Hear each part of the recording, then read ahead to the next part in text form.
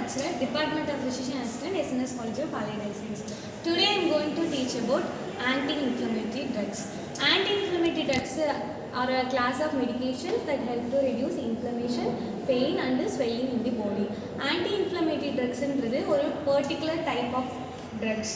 இந்த drugs வந்து எதுக்கு நம்ம ப்ரொவைட் பண்ணுவோம்னா இன்ஃப்ளமேஷன், பெயின், ஸ்வெல்லிங் இன் ஆர் பாடி. ஏதாவது இன்ஃப்ளமேஷன் இருக்குனாலோ, பர்டிகுலர் பார்ட்டில் பெயின் இருக்குனாலோ, இல்லை ஸ்வெல்லிங் ஏதாவது பாடி பார்ட்ஸில் ஸ்வெல்லிங் இருக்குனாலோ அதுக்கு கொடுக்கக்கூடிய ட்ரக்ஸ் தான் ஆன்டி இன்ஃப்ளமேட்டரி ட்ரக்ஸு.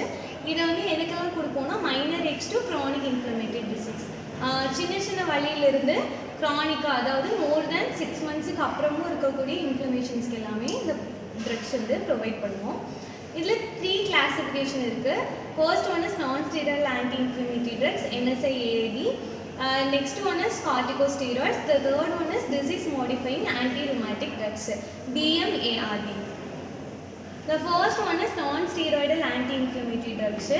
இந்த non-steroidal anti-inflammatory drugs எப்படி ஒர்க் பண்ணும், அதோட மெக்கானிசம் ஆஃப் ஆக்ஷன் எப்படி இருக்கும் அப்படின்னா, இந்த ட்ரக்ஸ் வந்து நம்ம ப்ரொவைட் பண்ணும்போது பாடியில் போய்ட்டு இந்த ட்ரக் வந்து எப்படி ஆக்ட் ஆகுனா, சைக்ளோ ஆக்சிஜனேஸ்ன்ற பர்டிகுலர் என்சைம் COX1 and 2ன்ற என்சைம்ஸை இது வந்து இன்ஹிபிட் பண்ணும். அதாவது வேலை பண்ண விடாமல் ப்ரிவெண்ட் பண்ணும், இல்லைனா அதை ஒர்க் பண்ணுறதை கம்மி பண்ணும். இப்படி பண்ணும்போது என்ன ஆகும்னா, இந்த சைக்ளோ ஆக்சிஜனேஸ் தான் நம்ம பாடியில் ப்ரோஸ்டோகிளாண்டின்ஸ் வந்து ப்ரொடியூஸ் பண்ணுது. இந்த ப்ரோஸ்டோகிளாண்டின்ஸ் தான் வந்து நமக்கான இன்ஃப்ளமேஷன், பெயின் அண்ட் ஃபீவர்ன்ற சிம்டம்ஸ் எல்லாமே ப்ரொவைட் பண்ணும். அப்போ நம்ம சைக்ளோ ஆக்சிஜனேஸை இன்ஹிபிட் பண்ணும்போது ஆட்டோமேட்டிக்காக ப்ரோஸ்டோகிளாண்டின் ரிலீஸ் வந்து கம்மியாகும். ப்ரோஸ்டோகிளாண்டின் ரிலீஸ் வந்து கம்மியாகும்போது இந்த பெயின், இன்ஃப்ளமேஷன், ஃபீவர் இது எல்லாமே ஆட்டோமேட்டிக்காக கம்மியாகும். எக்ஸாம்பிள்ஸ் வந்து NSAIDக்கு என்னென்ன ட்ரக்ஸ்னால் இபுப்ரோஃபென், நாப்ரோக்சின், ஆஸ்பிரின், டைக்ளோஃபெனாக் இது எல்லாமே இந்த NSAIDயோட எக்ஸாம்பிள்ஸ்.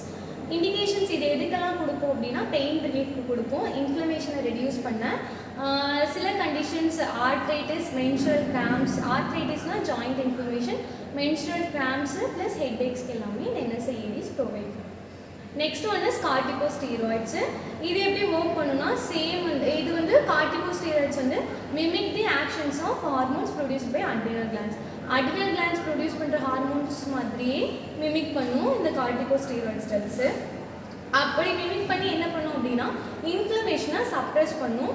இன்ஃப்ளமேட்டரி சப்ஸ்டன்ஸோட ப்ரொடக்ஷனை வந்து நம்ம பாடியில் கம்மி பண்ணும்போது ஆட்டோமேட்டிக்காக இன்ஃப்ளமேஷனும் கம்மியாகும்.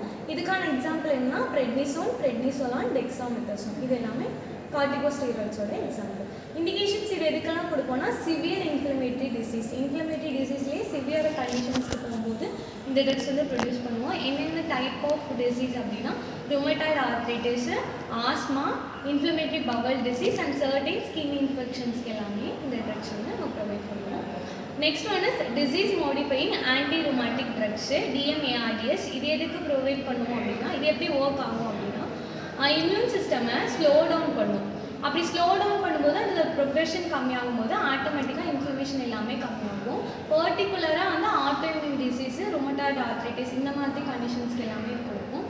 இதுக்கான எக்ஸாம்பிள் என்னென்னா methotrexate, hydroxychloroquine, sulfasalazine, leflunomide இது எல்லாமே இந்த டைப் ஆஃப் ட்ரக்ஸோட எக்ஸாம்பிள்ஸு. இண்டிகேஷன்ஸ் ஆட்டோஇம்யூன் கண்டிஷன்ஸ்க்கு கொடுப்போம், இன்ஃப்ளமேட்டரி ஆர்த்ரைட்டிஸ்க்கு இந்த ட்ரக்ஸ் வந்து நம்ம ப்ரொவைட் பண்ணுவோம்.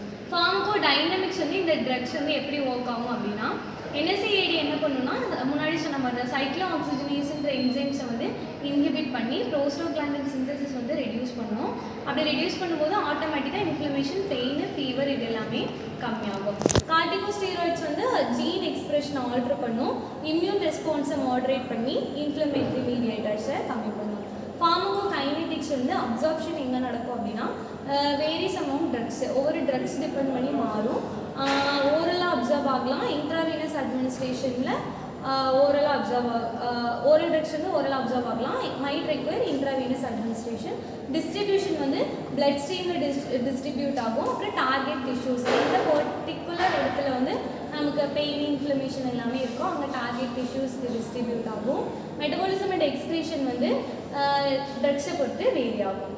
Next contra indications. NSAID யாருக்கெல்லாம் கொடுக்கக்கூடாது அப்படின்னா, gastrointestinal issues, kidney problems, cardiovascular risk இருக்கவங்களுக்கு கொடுக்கக்கூடாது. கார்டிகோஸ்டீராய்ட்ஸ் யாருக்கெல்லாம் கொடுக்கக்கூடாது அப்படின்னா, osteoporosis, mood changes, weight gain, elevated blood sugar levels இருக்கவங்களுக்கு கொடுக்கக்கூடாது. சைடு எஃபெக்ட்ஸ் வந்து என்னென்னலாம் வரலாம், என்எஸ்ஏடியில் gastrointestinal issues, kidney problems, cardiovascular risk எல்லாமே வரும். என்எஸ்ஏடி ப்ரொலாங்காக நம்ம யூஸ் பண்ணிட்டு இருக்கும்போது. கார்டிகோஸ்டீராய்ட்ஸ் வந்து மூட் சேஞ்சஸ் கொடுக்கும், வெயிட் கெயின் கொடுக்கும், பிளட் சுகர் லெவலை எலிவேட் பண்ணும், ஆஸ்டியோபோரோசிஸ் காஸ் பண்ணும்.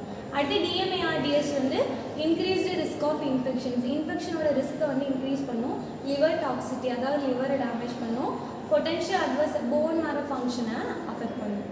இந்த ட்ரக்ஸ் நம்ம கொடுக்கும்போது என்னென்ன பண்ணலாம் அப்படின்னா, ரெகுலராக வந்து பிளட் ப்ரெஷர் மானிட்டர் பண்ணலாம், ரீனல் ஃபங்க்ஷன் மானிட்டர் பண்ணலாம், போன் டென்சிட்டி மானிட்டர்